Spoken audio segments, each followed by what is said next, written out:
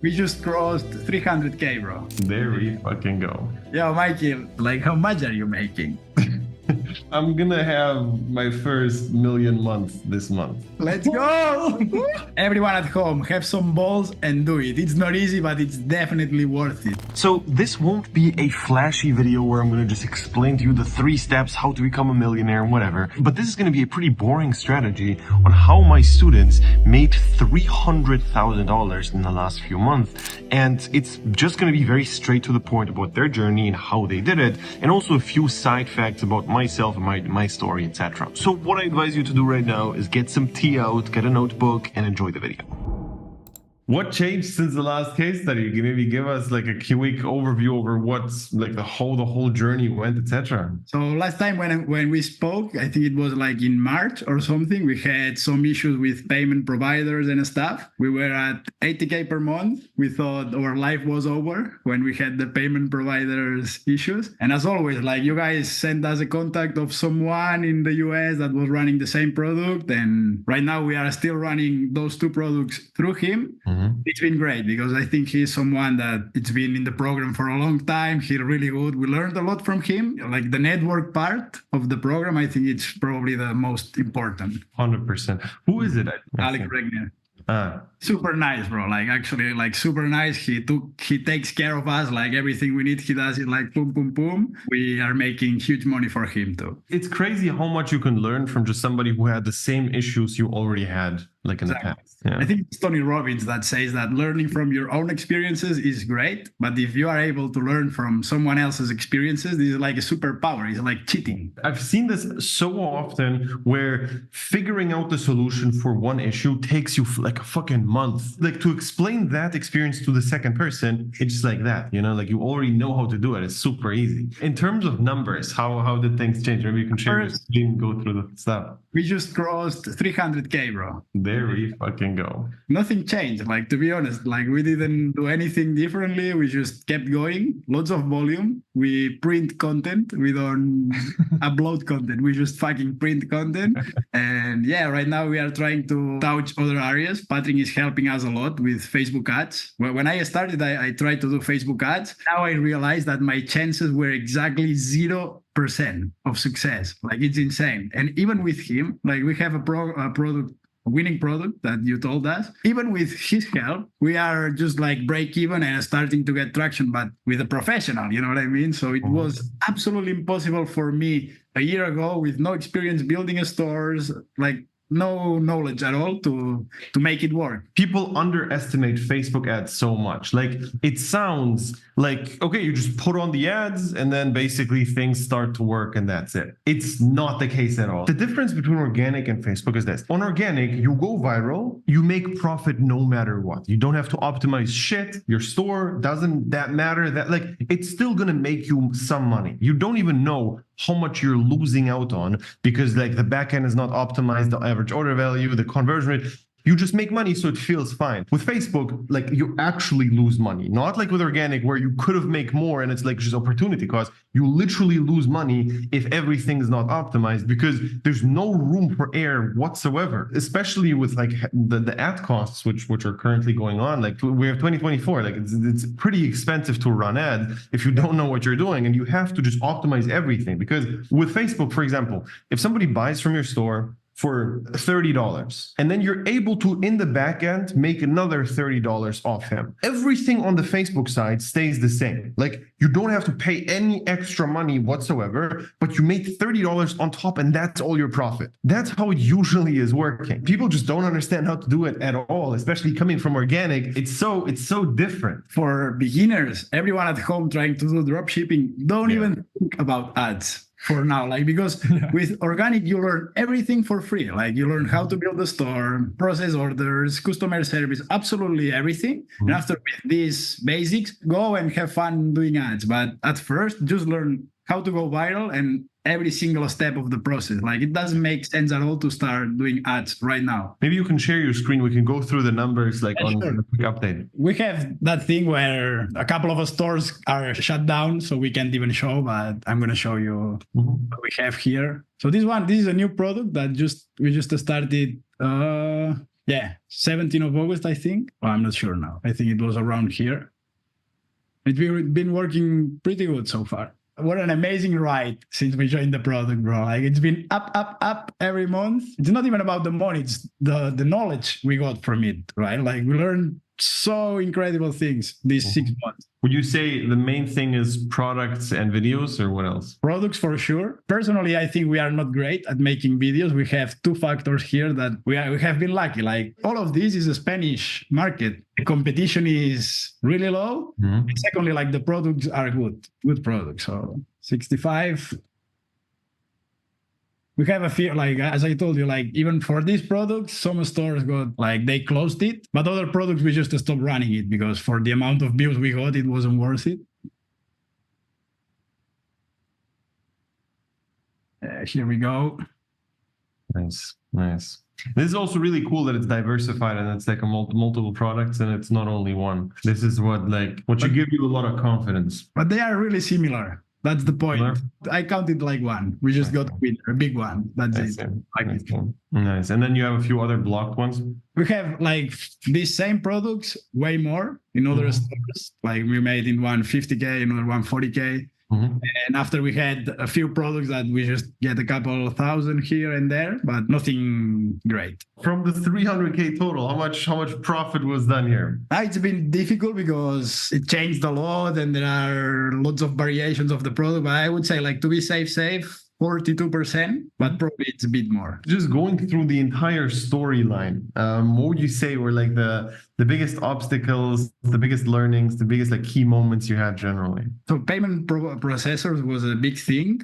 Yeah. And when we look back, it was absolutely nothing. If you have someone to talk about it, like someone that has been through exactly the same thing, just productivity, like to learn to work, it has been huge for us. Calendar structure, as you guys recommend, has helped a lot. Just to have your day structured and have everything there. You know, like people say, I don't have money and I don't know where it goes. So what we recommend to these people? Yeah, just have a sheet and you have all your expenses there. So Google Calendar is exactly the same, but with time, 1,000 times more valuable. Especially doing organic, because like everything depends on your time. Didn't you have any like some sort of problem as well with like VAT that you were supposed to pay it and then we fixed it or something like that? No, like we just paid it. VAT. Oh, you did pay it? Yeah, but no issues at all. Well, we just pay it when we have to, and that's it. I think we are moving to Paraguay. Do you know something about it? You're moving to Paraguay?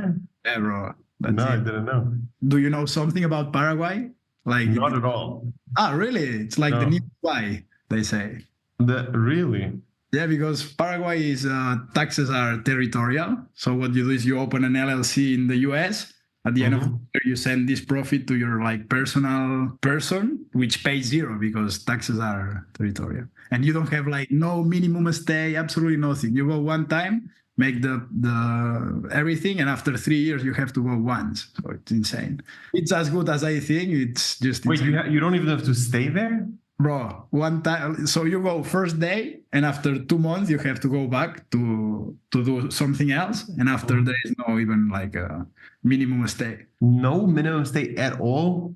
Bro, insane. Yeah. What the fuck? After 5 years, which this is the best part, you can get the passport. Because if you want to really be free, you need more than a passport, right? So do you get some help from somebody from that, or do you just do it by yourself? Yeah, we just we called everyone in the internet. Now that we talked about it, you will see Paraguay everywhere. You will see. I see. If you have any good contacts, let me know. Okay. I would really appreciate if you send it to me. Yeah, of course. I will send it to you after. But yeah, overall, any differences in like your life or anything you do differently now since everything is up? Bro, you will not believe it, but absolutely nothing. Like we just work all day. Well, my mom went on holidays and I was like, yeah, have some money, have fun, because they always stay. Like we both are from really humble families. Like they don't even make 3K between both of them, our parents, you know, like, so just, yeah, give them some money. We have a friend that started working with us and it was his birthday. We just gave him an iPhone, just a couple of things, you know, but none of us likes to spend like crazy, honestly. Yes. Like not yet. Like we will get there, no worries. My mom will have a house on the beach and everything, but this is still not possible, you know. How is she currently reacting? Is she freaking out about this? now she starts believing like this, because she's the misbeliever number one. Mom, I love you, but fuck, like from day one, find a job, do something. Like, you take it easy. I'm gonna retire you in 2 years. Like, go find a job. Yeah.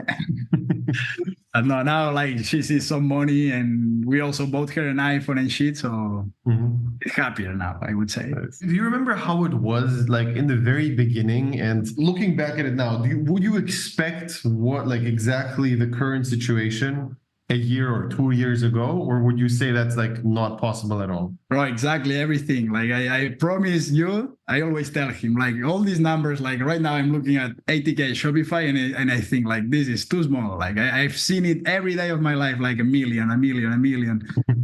Not surprising at all. And I even told everyone about it, so I just made sure there was no chance of not doing it.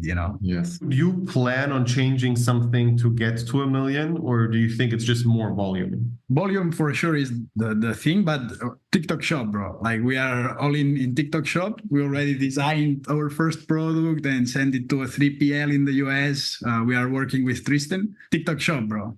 Yeah, Tristan is insane. Tristan is amazing. Like, all the guys. Person in content, but I don't know anybody who's better in content. Maybe Mikey, right? Or not even so. True. But Mikey fucking fell off. Tristan is still working hard. Mikey, yeah, you're right. Mikey's chilling too much. Permanent holidays. Yeah, Tristan's still going really hard. We're also creating content for Mikey, and he's helping us a lot with. We want to start. Well, TikTok Shop is one thing. Personal brand is the other thing. Like, sure, we want to go really hard on it. We will start with a YouTube channel where like validated our script and reviewed it and stuff. And I really want to have a huge podcast. I just want to be able to sit twice a week with people like you and learn, just absorb everything. It's insane. Like I literally, for most people don't even know it. I'm not even going to link it here on this channel, but I do have like a separate podcast thing where the only point of that podcast for me is literally connecting with other people. Just insane. The invite is so crazy. You can cold DM a random person. Nobody ever responds to you if you just say, hey, let's network, bro. Let's network. Let's have a call. It's like nobody does that, right? The only way to do that is, hey, let's hop on a podcast. I'm going to promote yourself. Instantly, everybody hops on. Can you send me that?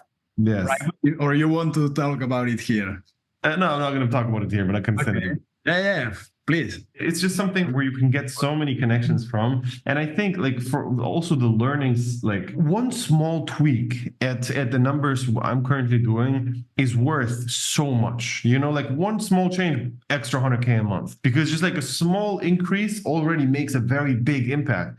And we had so many new learnings. Like we had this guy, like shout out to Max Tornoff, some basically business guy. And he told me that you have to have like a pipeline of employees coming in. So for example, what we did is if we need an employee, we reach out to a bunch of people, we tell it to people, and that's it. In that moment. So if I need a sales guy, I search for a sales guy. If I find it, I'm done. What he does is he has a pipeline where he has always you can apply to as a sales guy to him, even if he doesn't need you. And then he tells you, yeah, currently we don't search for salespeople at all. However, I'm going to put you on the waiting list. You're perfect. In 3, 4, 5 months, maybe we're going to reach out. He has like 100 people who are just waiting for a job. And it's like you get them instantly, right? It's just such a logical thing to do, but we just didn't think of it. And these are just things which you can only learn from people who did it. There's just no way you can invent that shit. Yeah, again, we go back to learning from other people's experiences. It's like cheating. It's actually.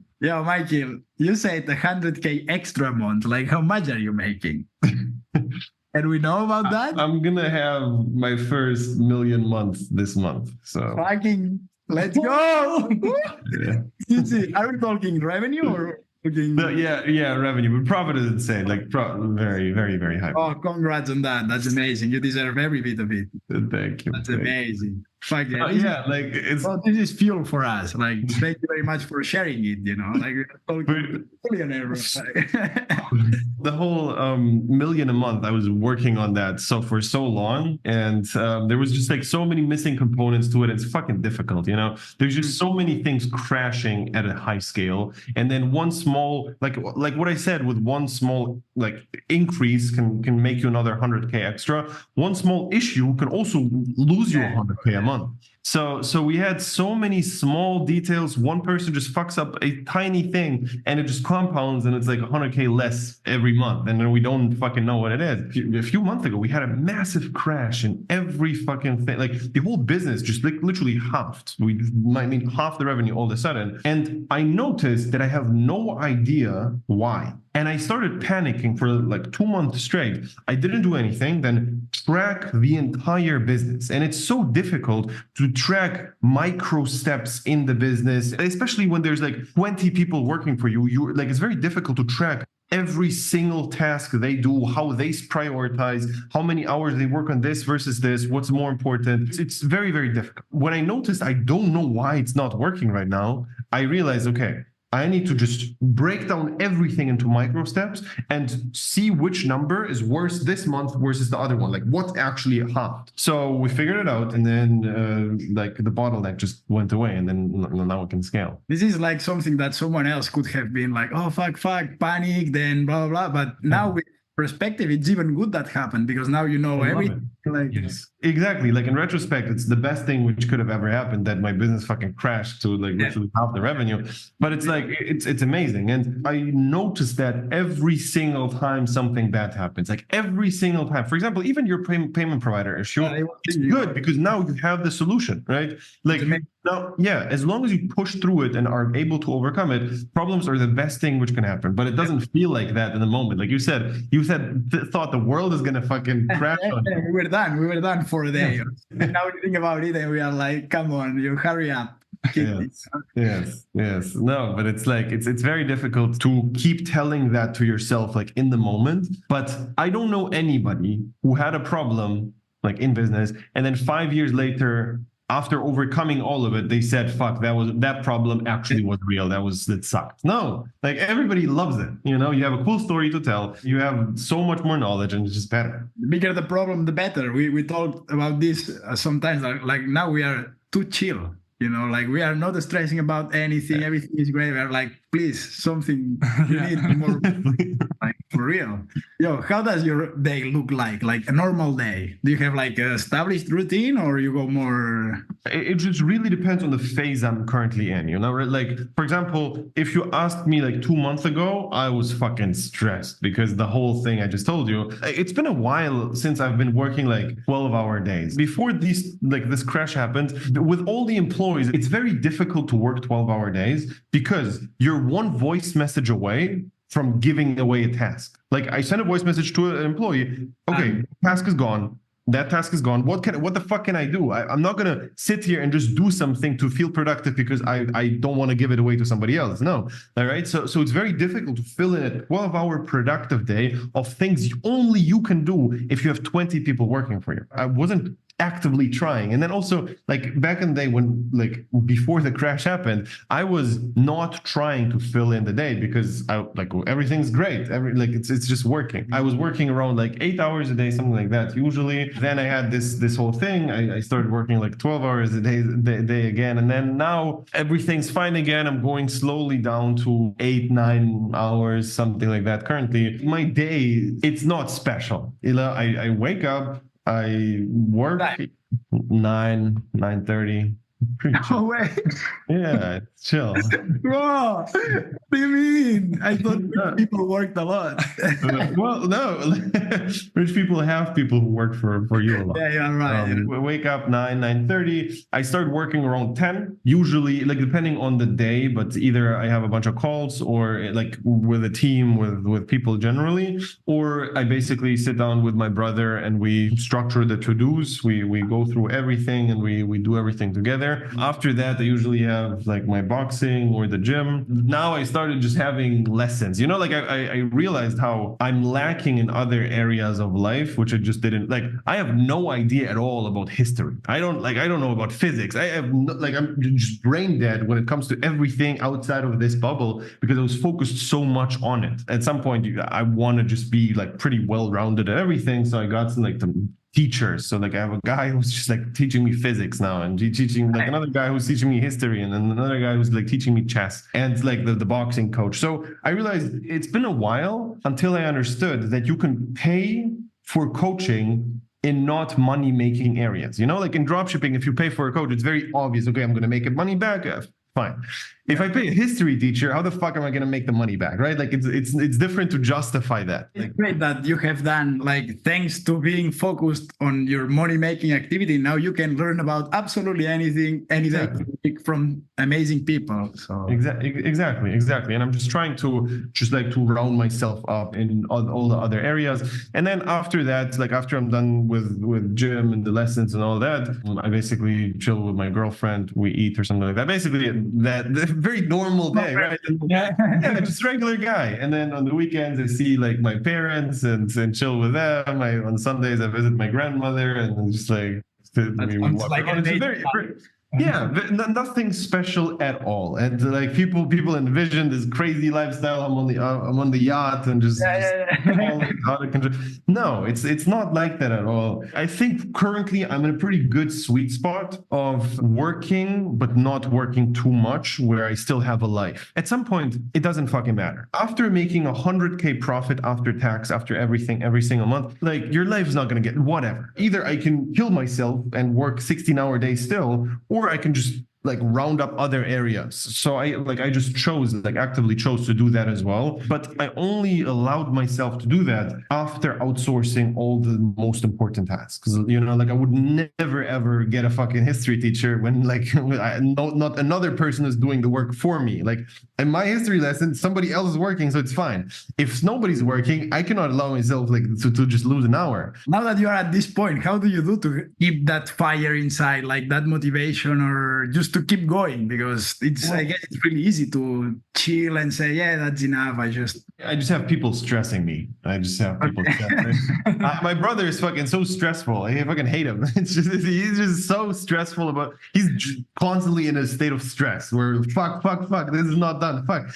And it's just like, he pulls me in. I love it. You just need people around you who are stressed. And if you have that, it's fine. You cannot chill. You cannot chill around stressed people. I think that's the main thing. I feel like I'm in this position where nobody can have a 10%, 15% increase in something and then make another 100K a month extra. That's just not doable, right? So I have that opportunity, and I feel like, okay, wait, I'm doing like a disservice for everyone by not doing that. I can literally just change a tiny thing and then make 100K extra. Don't be a bitch. Like, you have to do it. I don't see it as an option to just like completely stop it. I would never stop like business completely. The point is right now, even though it's not full time, like I said it like back in the day when I was like in the grind working like 12, 14 hours a day, it's still like officially a full-time job. 8 hours of like a regular thing, you know? Yeah. And is there anything you would have done differently if you just started over? I would have spent more money on coachings generally. I spent probably like 250K on coachings so far, but too late, some of them. At this point, I pay for specific solutions. Scenario, I don't know how to do email marketing, for example. I'm not going to figure it out. I'm going to find the best person at email marketing, just pay him extra money. I don't want to waste my time on learning it at all. I just want to get the exact thing. How do I do email marketing? That's the only question I want to ask.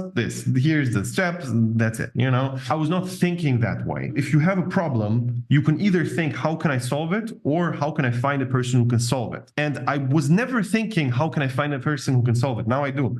And I just started doing that way too late. For sure, one thing. But other than that, like, I don't think I would change anything. Like, I love my life. Everything's great. You have to go through seasons. I had to fucking make a break break from boxing, for example, for like 2-3 years. Before this year, I wasn't doing boxing at all because it was just like on the grind way more. And then I thought to myself, all right, like it's outsourced. I'm good.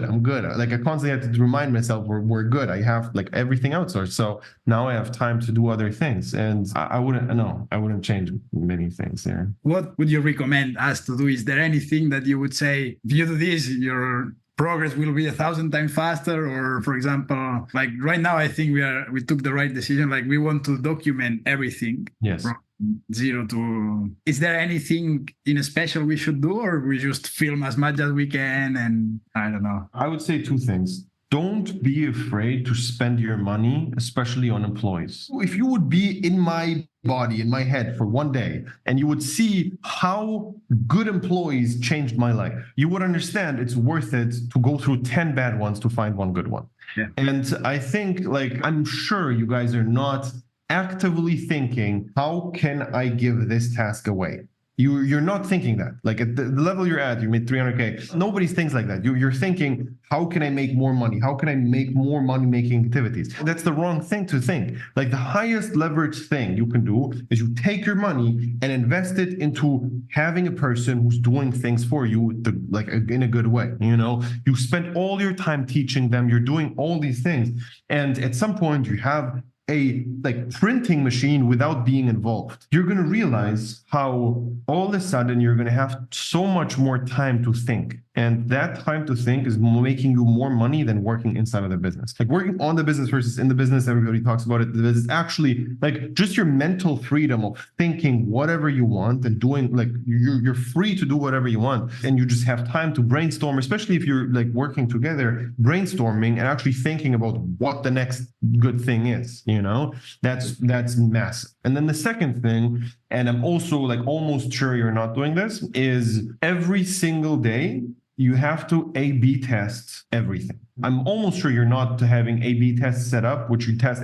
We on our stores, we have 3 to 5 A/B tests per day, per product, always. Just so you understand, every week, our average order value goes up. You know, like we found the perfect upsell. This is not the perfect upsell. This is the perfect upsell so far. And we just have to keep testing and testing. And then there's like a bunch of apps which you like on one-click upsell, there's A/B tests are a thing. On one-click upsell, on like A/B intelligence, like all these apps where you just test a bunch of things, you know? So that's just something you have to do at that point. And these A/B tests are going to make you a lot of extra money, but also they are sometimes low leverage. For example, changing the headline, if you make an extra 2 cents per order, that's cool, but it's not going to change your life. You need to make first a list of all the massive split tests, like price, offer, bundles, first image, and then different pre-purchase upsells. You find the perfect one, and then you just split test the rest. You know, like you find, for example, the perfect pre-purchase upsell. And then what you have to do is you have to split test the price on the pre-purchase upsell on the perfect product you tested, right. Then the offer, then the first picture, then the headline. And these are things like, it's just going to take time until you have a really optimized store. You know, it's impossible to skip that in the beginning. And everyone who has a store, it's just a hypothesis. Like you think what you have right now is the best thing. It's not. There's a million things which you could have tested. This is the first one. This is the very first test you had because you're not split testing. Investing your time into finding people who can do stuff for you and doing a lot of A/B tests are going to get you to like $1 million a month. Well, what's the best? Or $1 million? Not $1 million a month. Oh, say it again. Say it again. I'm taking this back. Not $1 million a month. There's a lot more things to do there. Bro, what's the best A/B test app? A/B intelligence. Oh, it's always amazing to talk with you. Like, it's so good to be in presence of greatness. I'm not kidding. Like, you know, like we all have to have role models. And for example, like as we come from a small village, we are like less than 1,000 people in our village. 1 hour 30 away from Barcelona. People is super close-minded. Just to have people, not of course talking now face to face even more, but just watching YouTube videos. Like you could change your life forever just watching your channel. Yeah. If you put the hours on it, like the value that is there is just insane. I think people just underestimate how much they can just like do by doing, you know? If you just go like actually go hard, Volume. Yeah. Now it's never been easier. It's never been easier. Like if you don't do it now, when? Just And even if it was easier, and by the way, I disagree with it. It was way easier at certain points in the dropshipping history, but it doesn't matter. Like right now, it's still going to be easier than in a half a year, and it's still going to be easier than in a year. Like it doesn't matter if it's the most difficult time to start or the easiest one. You should still like. Trust me, it's not going to get easier from here. And then the second thing, committing to a good strategy and actually like truly doing everything needed, which like to make it work is very difficult. Like if you just do only YouTube videos and you test a product and you don't know why it's not working, you are fucked. You can waste a month of your life testing garbage, bad videos, bad product, just because you think it's good and you don't have anybody who tells you, change this thing. Like what I said with like my business crashing, and then you have to identify bottlenecks. I didn't have, like when my thing crashed, I didn't have anybody who could tell me what the issue is. It was so difficult. So I had to like ask hundreds of people, how can you track everything? We tracked it and we found a solution and boom, changed that one thing, you know? And it's always one main constraint why you're not making money. It's either your product or your videos or your account, or you're not doing enough volume, or the algorithm sucks, or your store payment providers are just like literally off, or the link in the bio is not working, some technical issue, or the lighting is bad in the videos, or the storylines are not good, or whatever it is. There could be 100,000, or the price is too expensive. There's just one issue, or maybe like 5 issues, which like stop you from making money. And you need to figure out what that is and then just change it. But it's very difficult to figure it out because there are so many variables. You have like all the things I just listed. What are you going to change? You don't even know if it's the videos, the product, who knows, right? And then if it's the videos, okay, so what do I change? How do I make a better storyline? I don't know. It's very difficult. So you need to just like list down what you're doing and understand, all right, all the things I'm doing on a day-to-day basis. If you're like, think about it. If you're doing organic by yourself, everything I do on a day-to-day basis, I don't even know what I'm doing. So why the fuck do I trust myself? I've never made it work in my whole life. It's the very first 10 products I'm testing. Why do I trust myself instead of just listening to someone who did it? Like, why would you not have anybody reviewing and looking over your stuff? It just doesn't make sense. You can maybe like talk about your experience doing like organic by yourself versus with like guidance. Well, we just tried at least 12, 14 products by ourselves and nothing worked. And as you said, we didn't know why. And one of the best things we got from the program is the product selection thing, like the opportunity cost of trying products to find a winner is insane. Like here, you just come in and you have someone that has been in the space for probably like 1 year, 2 years, Jacob, Pepe, whoever, like any of the guys can know better than you. Yes. And you say we send the list of 200 products first day. So well, first week they chose 2 of them, I think, because we didn't have the dropshipper eye yet. One of them made us 160K, something like that. And we didn't even like from these 200, our chances to choose exactly that one were like super, like 0.5%. So only for this, everything it's been worth it. And yes, 100%.